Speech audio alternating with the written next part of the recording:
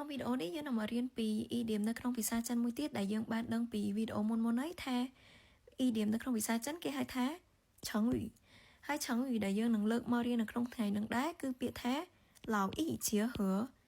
ចឹង老一结合មានន័យថាម៉េចយើងមកប្របែកពាក្យនីមួយទាំងអស់គ្នាចឹងពាក្យថា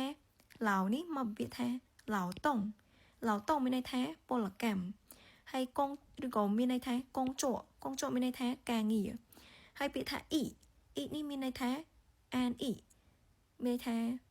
comfortable ដូចស្រួលខ្លួនអីចឹងឬក៏អាចប្រាប់បានថា peaceful អីចឹងណាហើយយើងអាចប្រាប់បានម្យ៉ាងទៀតថា休息មានន័យថាសម្រាកឬក៏恢复体力នេះមានន័យថា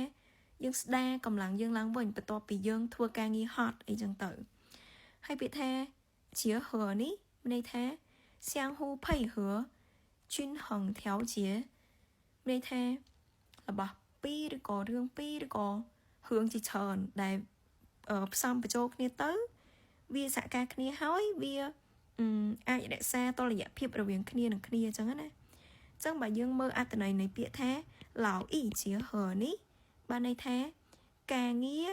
ហើយនឹងការសម្រាកគឺពីរហ្នឹងត្រូវតែមានតុល្យភាពរវាងគ្នានឹងគ្នាអញ្ចឹងយើងមកមើលឧទាហរណ៍ដើម្បីឲ្យងាយយល់ចឹងឧទាហរណ៍工作再忙也要记得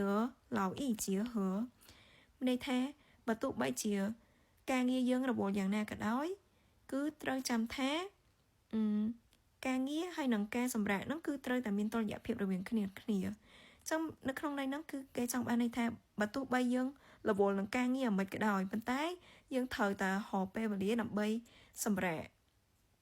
អញ្ចឹងបានយើងអាចធ្វើការបានច្រើនហើយពាក្យមួយទៀត